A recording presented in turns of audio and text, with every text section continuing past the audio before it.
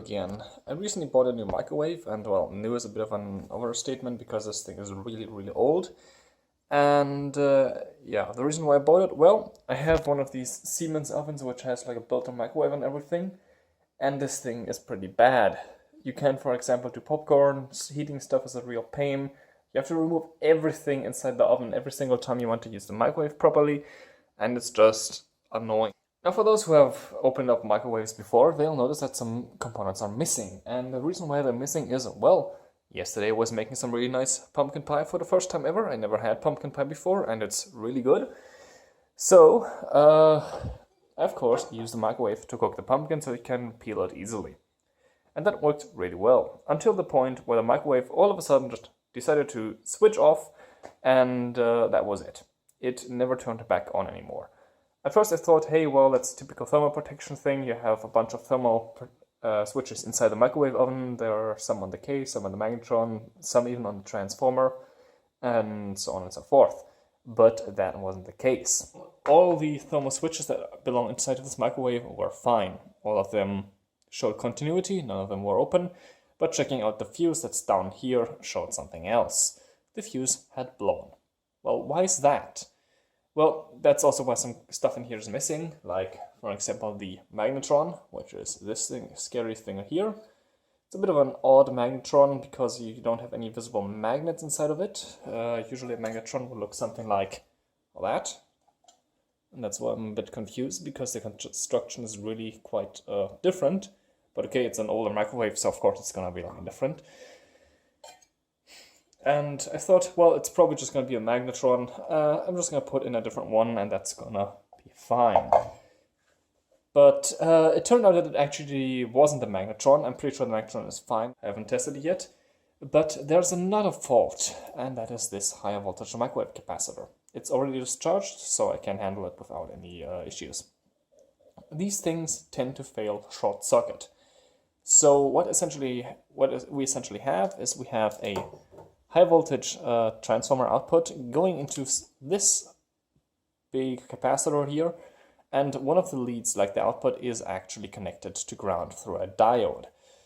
And if this capacitor fails, then we just have one big circuit going from the high voltage output side of the transformer onto the metal case of the microwave, and yeah, that's not good. In the worst case scenario, you may also damage the diode that's on the capacitor. The one that's in this microwave is quite a bit different because it's much huger and older. Well, this one right here. So, well, first of all, I'm gonna test the capacitors and show you what you should get. So, here's our crappy setup. The two magnetrons, but yeah, we're not going to focus on those right now. We're going to use a multimeter with some continuity testing and a resistance meter to see what we'll actually get. So currently I have set it to continuity, and if we put our leads together, we're supposed to hear a beep. It's a little bit delayed on this unit. Like so. Take our microwave oven capacitor, which I know that it's fine. Stick the leads on there. Nothing. Go over to the lowest resistance value, which in this case is 200 ohms. Stick the lead on there. Nothing. Just shows overload, as you can see. So, now I'm going to take the capacitor of this microwave oven. It's still plugged in, that's just so I have the wiring properly, but it's an open circuit, so it's not going to cause any interference. Put it back onto continuity testing and probe this one. Come on. Well, that is bad. We have a direct short between the two terminals. Double check with the resistance. And this capacitor has a resistance of about an ohm. Yeah, that is a clear sign that this capacitor is essentially busted. Oops. And that explains why this microwave is blowing fuse all the time. So, another test we can do is, hey, let's check if the magnetron is fine. I'm going to use the magnetron, which I know is fine. And we're going to keep it on the resistance setting, the lowest resistance, and we're going to check the 2 pins down here. Now these are for the filament and also the high voltage input, and we have a little bit less than an ohm, so that is also just fine. That filament is not short-circuited. What about this one?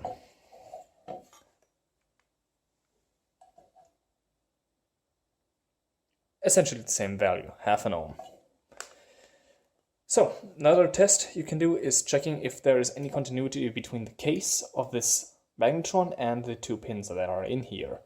If there is, that's a clear sign that something else has gone wrong, but usually this is not what happens. If the magnetron breaks, it's mainly just the filament burning out, and that's it. It will just not heat anything, and the microwave is not going to blow any fuses. Checking with the lowest resistance first. Nothing here. Nothing there. Let's move it to the highest value I've got, which in this case is 200 mega ohms. Make sure we do get proper zeros on there. And we do. And let's check between the case.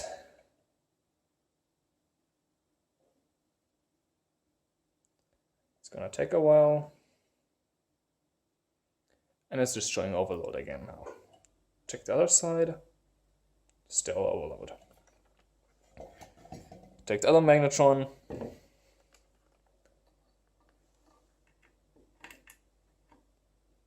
Still overload. And still overload. So yeah, this multimeter is a bit slow to figure out all the stuff. But yeah, this essentially just means that these magnetrons both are still fully functional. Okay, next up we have to check if our transformer inside the microwave is fine. Since now we know that this capacitor is okay, this one is bad, these 2 magnetrons are fine, which is great since I don't have to now somehow try and figure out how to install a new magnetron inside of the microwave with a different way of mounting it. Since yeah, it's essentially the same thing, but the ladder is a little bit different, and I would have to drill new holes in it, and I kind of really don't want to do that at the moment. Because, yeah, microwaves are a bit dangerous, especially with all the high voltage stuff. And the high voltage stuff is actually not the most dangerous thing. The most dangerous thing is this antenna sticking out of the magnetron here. Now, these can be pink, they can be white, they can have other various colors, depending on the manufacturer and what materials they use.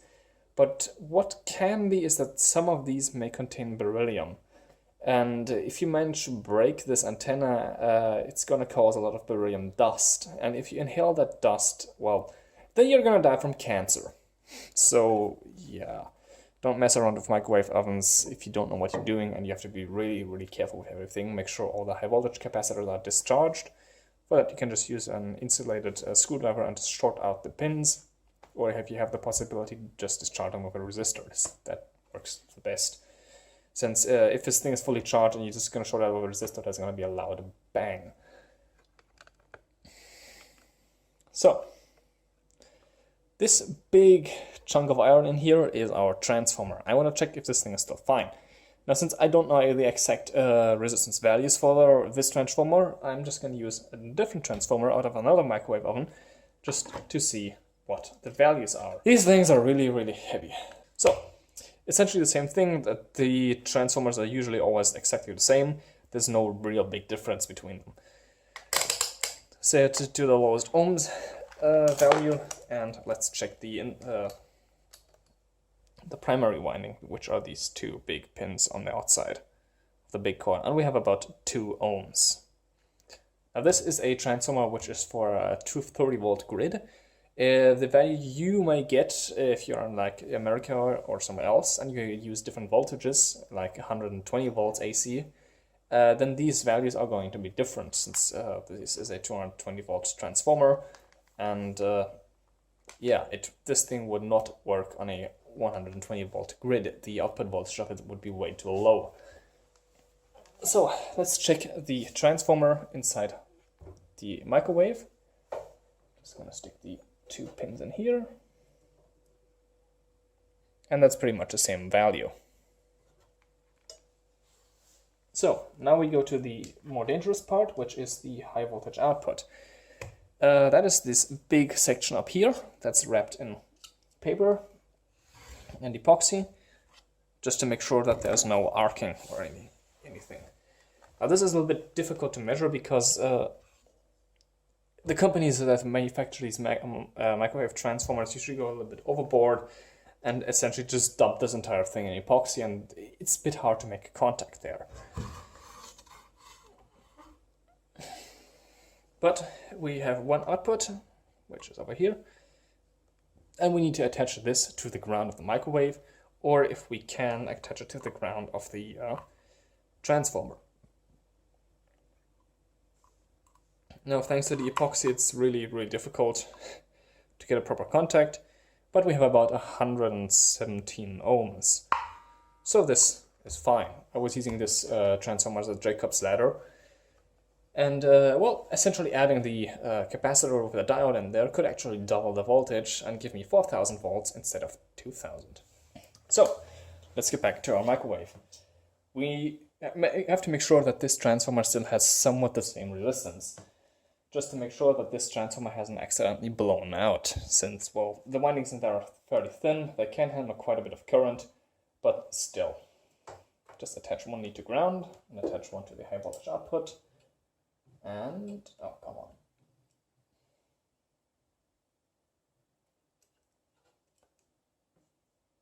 Yeah, there we go. It's a little bit lower, as you can see, but that is totally fine. If it's like significantly lower than the value of the transformer, or let's say 100 ohms, then you know that something is wrong with this transformer. But this one is perfectly fine.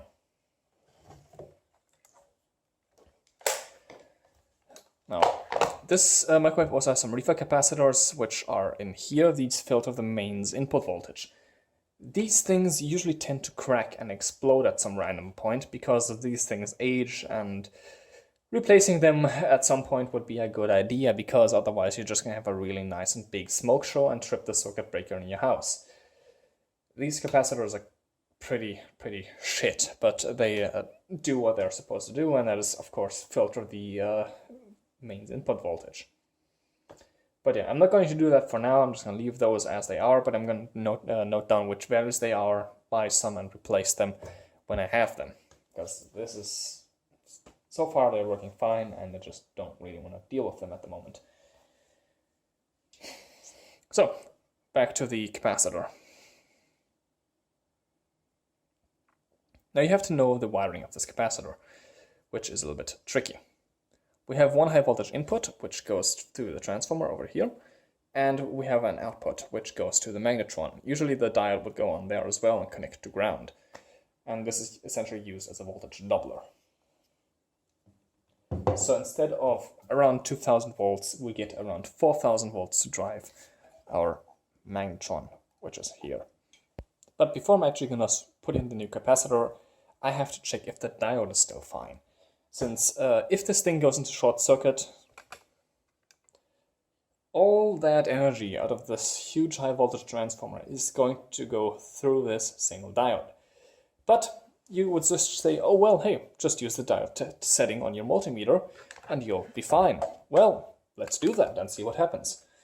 Got a multimeter here, set it to diode testing, and stick the diode on there. We get nothing. Huh? That's weird. Let's turn it around. Still nothing. Does this mean this diode is bad? Well, let's take the other capacitor with the diode and test that. Yeah, I think you notice what's going on. You cannot measure these diodes with a multimeter. Why? Well, you need quite a lot of voltage to make these things actually work properly, and the easiest way to test them is just to hook up something with 2 or 1 9-volt batteries, and then they are gonna get conductive. Now for that, just in my test, I've got a crappy little motor here, some leads with some clips on them, and two 9-volt batteries, which are in series, so we have 18 volts. Gonna use blue as the negative and green as the positive.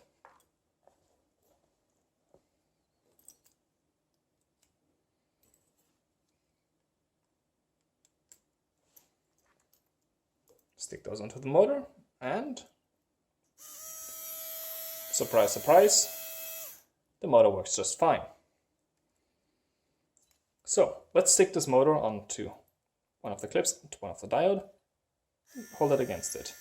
You can hear it's running slower, but it is running. Now let's turn the diode around. It should not run now. So as you can see, this diode is working correctly. The reason why the motor is running slower is because this diode almost loses about 3 volts of the voltage that you put through it. So yeah, this diode works. Because if you would stick this onto the motor and it would work in both ways around, you know that this thing has gotten into short circuit. Let's test the other diode, just out of curiosity, if I can get it out of there. Damn.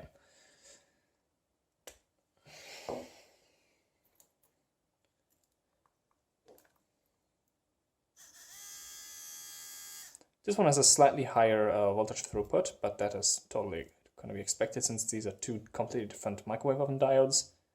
And again, if you stick it on there the other way around, yeah, essentially nothing happens. But yeah, with that we know that this diode should still be okay, since it's not conducting it's not conducting both ways. It's only conducting in one direction, so that is perfectly fine. Now with that knowledge, we can start replacing the capacitor. Now usually if you replace the capacitor, you have to use one that is essentially the same. This one here is 0.88 megafarads at 2100 volts. Sorry.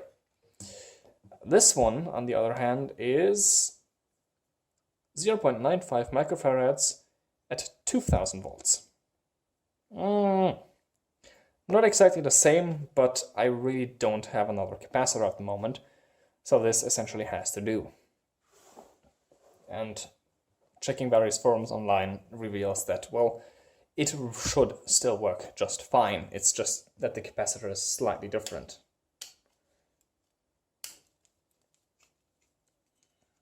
Just going to remove it from its bracket over here.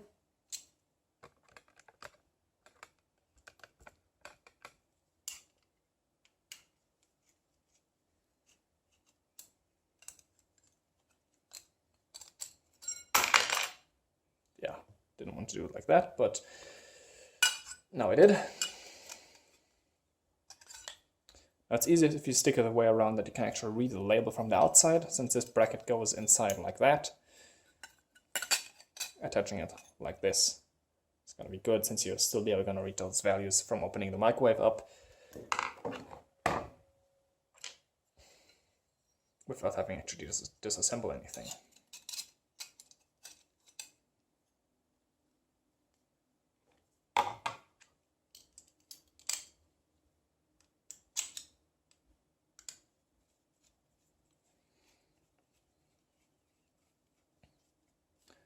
So with that, we have our new capacitor installed in here. As you can also see, it's a little bit more smaller, but yeah, it's a different kind of capacitor, so it's gonna be just fine. So now we can stick that into the microwave, like so. We still have to attach the diode and ground. Well, I should have done that before. Genius, since the threads are on the other side and I cannot. It's more fun if you disassemble everything twice.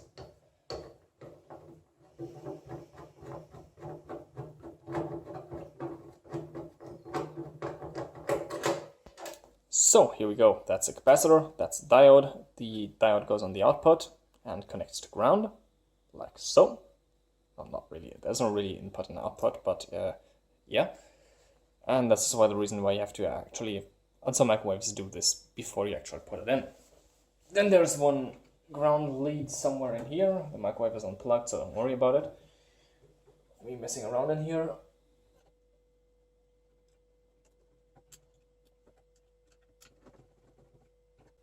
And tighten that up real good. Next, install the capacitor.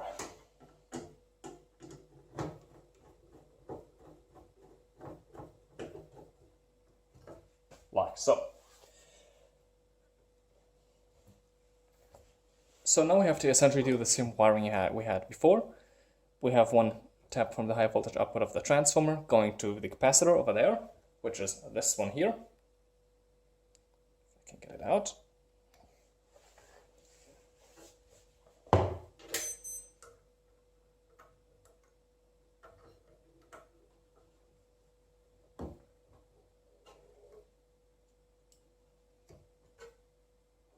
And we have the one lead that actually goes to the magnetron and the low voltage side of the transformer. That's for the filament, of course. Come on. We'll just stick that on the other side, like so. Next we have to reinstall our magnetron.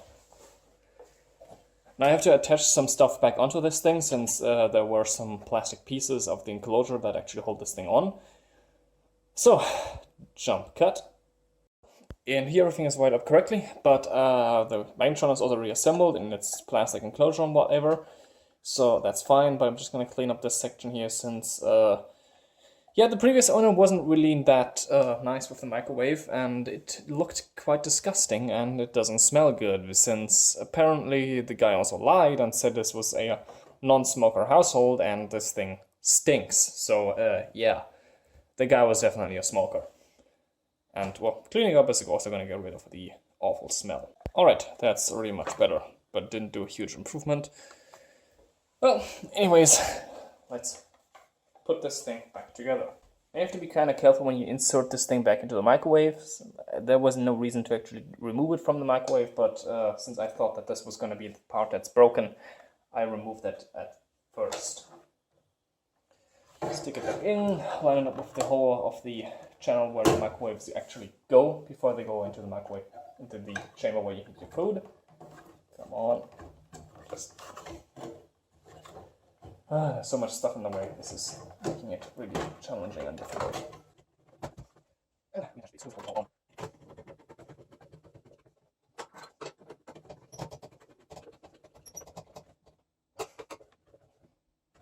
Now these screws were fairly tight on there. You don't want to get the magnetron accidentally loose.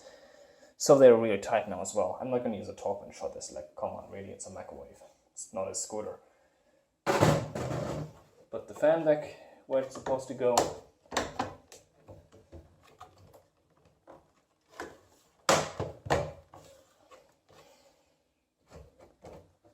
One of the screws back in. There we go.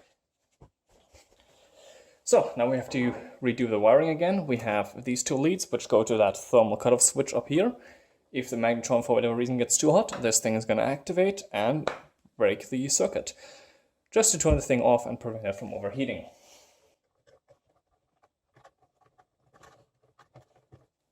There we go. Now we have two more wires. We have this nice insulated one, which is the filament anode, as also labeled on the magnetron itself. That goes over here. That's a low voltage side from the transformer. And now we have the other low voltage side of the transformer for the filament, and as well as the high voltage output of the capacitor. This has like this sort of double clip you can also get apart, but it's really difficult. And you essentially just stick that onto the other side somehow without breaking it. This is really difficult to get in. Oh, that's already it. All right, that's essentially all there is to do, just a broken microwave oven capacitor.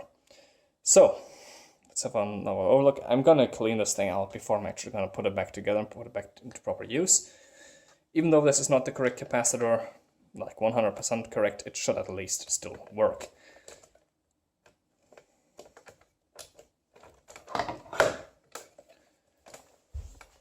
Also, there are pieces of sponge up here which are supposed to get the airflow into specific places, but they have disintegrated, and yeah, this thing just doesn't look really that nice anymore. But that's no issue, I can clean that up very easily. Let's put the case back on and power this thing up. But first of all, I'm gonna install the correct size fuse. Since the fuse that I installed is a 8 amp fast falling one, and the microwave needs a 10 amp medium fast, but I don't have medium fast fuses, so I'm just gonna install a 10 amp fast. Not that it's ever gonna pull 10 amps, and using a fast fuse is actually a little bit better. It only can't handle the surges so well, like so.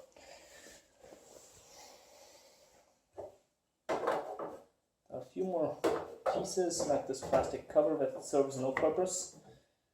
Just gonna put that back in.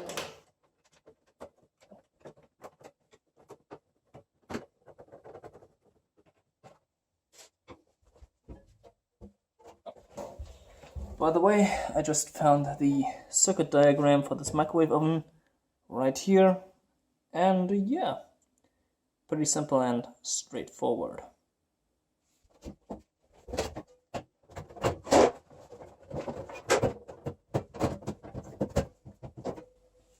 So, that is closed up. Let's turn the thing around, just so we can get a better look at it.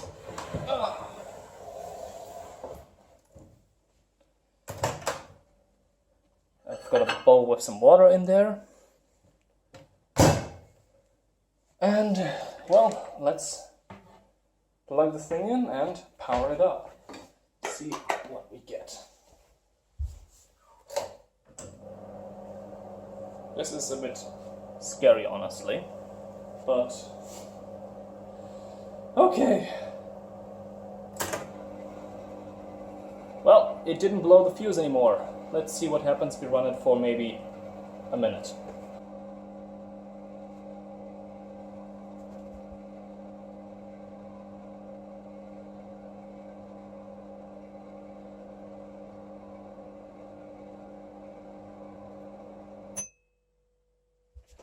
Alright, there we go. The microwave completed its use. And we can already see steam on the inside. The water, ow, that is really hot, fuck. That is actually a lot better than before. Since we have a slightly bigger capacitor in there, it's gonna slightly overclock the magnetron. But hey, this is perfect. Microwave fixed. And all it was a crappy microwave capacitor that had decided to blow. There we go. Now honestly, microwaves are a bit of a really dangerous thing, and I would not recommend you attempt something like this yourself unless you know exactly what you're doing. There's a lot of high voltage stuff inside these things. The capacitors that are in here, they can store quite a bit of power, and you don't know if the discharge resistor that's inside of these things is still good, or if this thing even has one. So yeah, these things need to be discharged, otherwise you're gonna get a life-threatening shock. And overall, it's gonna be quite bad. There's more high voltage stuff. We have the issue with the magnetrons containing the beryllium, if they actually do. And yeah, if you know what you're doing, then yes. If you don't know what you're doing, stay the fuck away from a microwave. Don't even attempt to open the screws. There's a lot of scary stuff in there, and you really want to be very, very careful with this. But yeah, this is great. So thank you for watching, and goodbye.